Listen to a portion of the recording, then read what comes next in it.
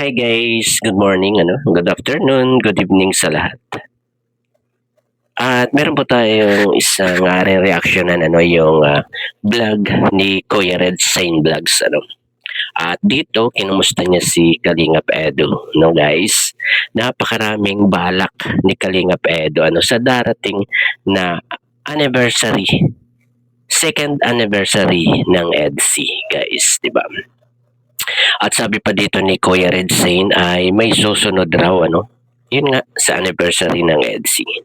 At namimili sila ng lugar kung saan sila pupunta. Sana magkatotoo ito, guys. At maraming bansa ang gustong puntahan ni Kalingap Edo pero ang priority niya ngayon ay yung basta maidaos sa ibang lugar or sa ibang bansa ang kanilang anniversary ng ating baby Beyonce sa EDC.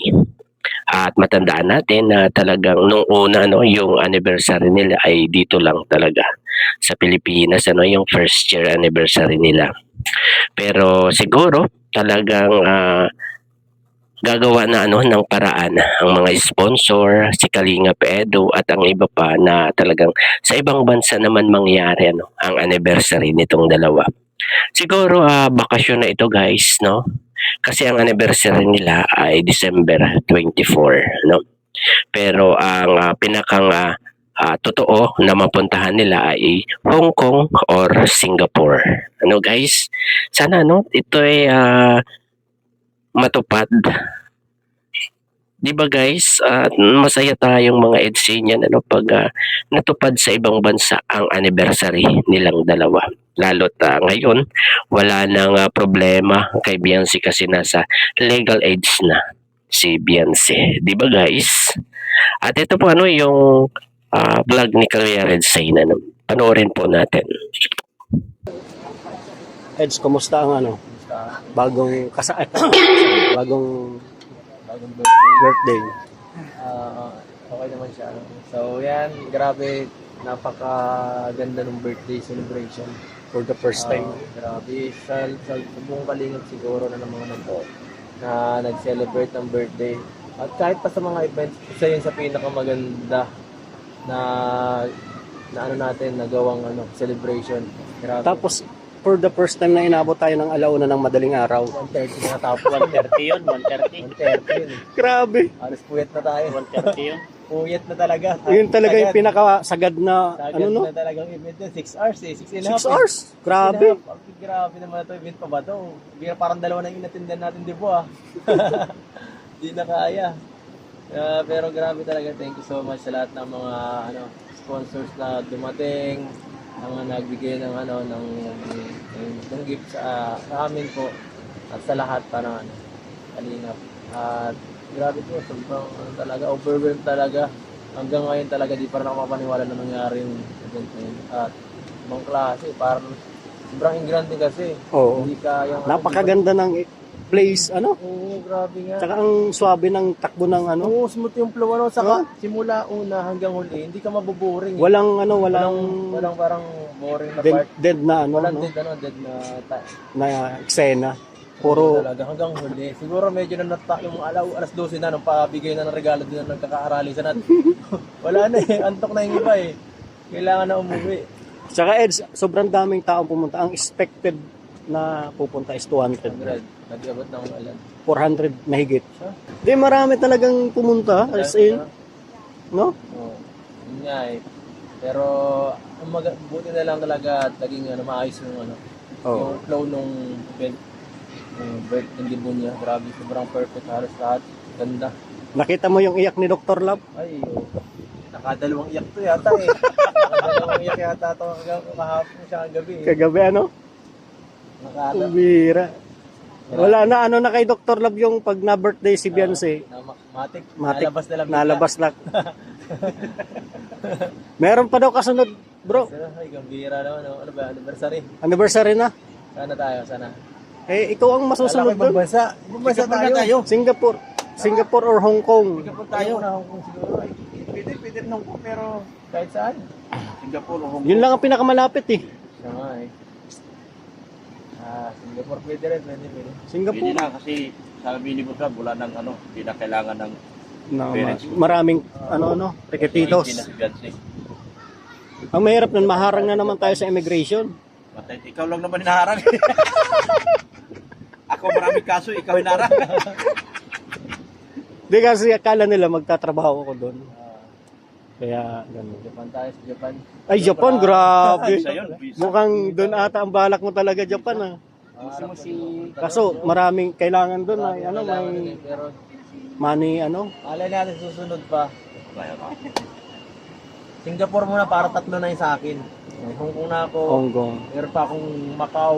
Macau, Saka yan, Singapore, 3 na. Ayun, Pwede na yun, tayo 3 sunod. na. Singapore. 3 tatak na. Pwede na yun.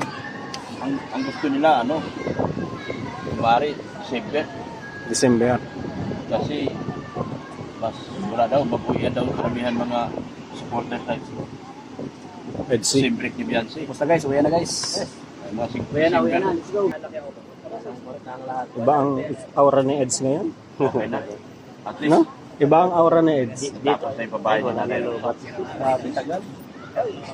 Iba ang aura ni Eds ngayon talaga, guys. Yung limisin na yung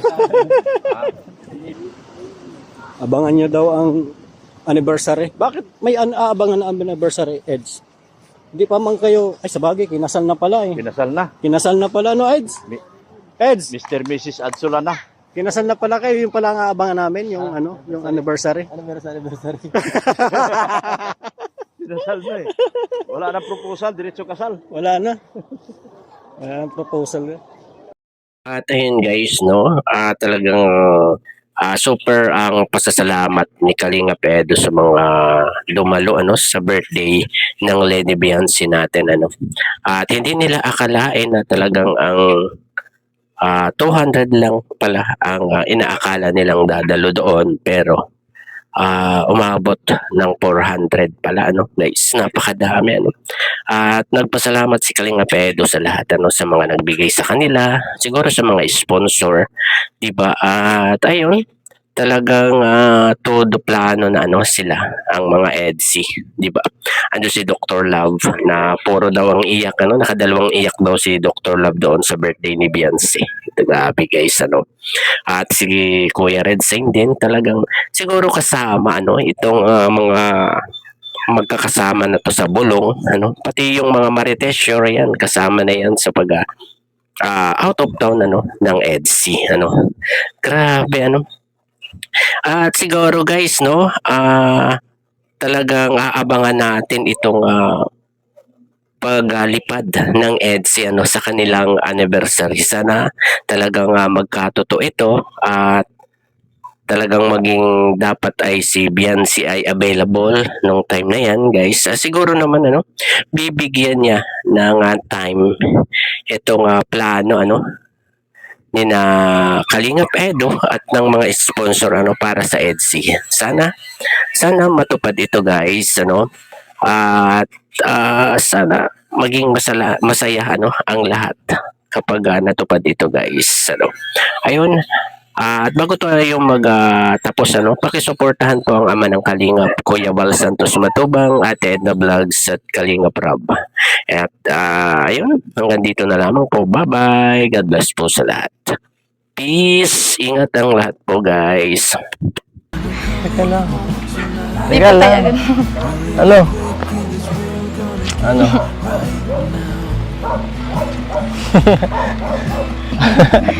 Nagtitingin na tayo dito. Anong ginagawa? Naglalaro siguro tayo.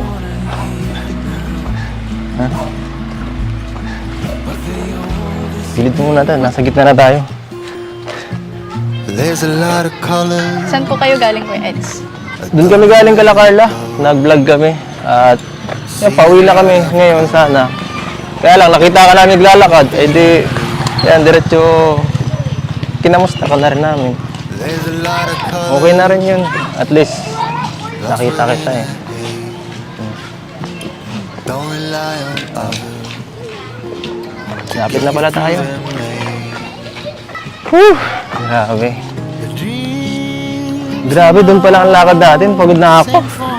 Hindi po kayo sanay ay. Ay, nako. Kailangan ko yata laging may may practice dito maglakad kasama ka. Ay, kailangan ko laging bumisita. Nahiya ka pa rin sa akin?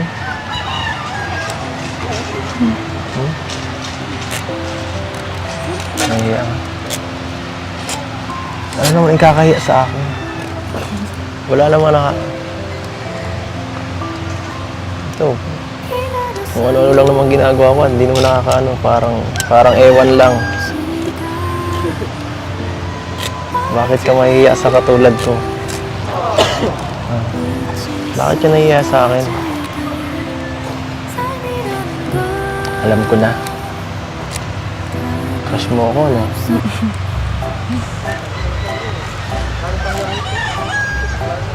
Pag tumawa, oo. Pigilin mo yan. Pigilin mo yan.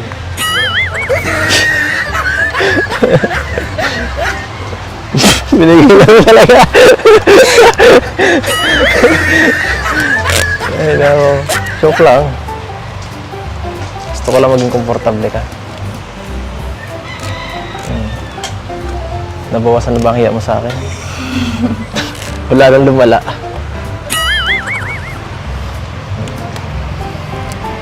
Eh ako, gusto mong tanongin?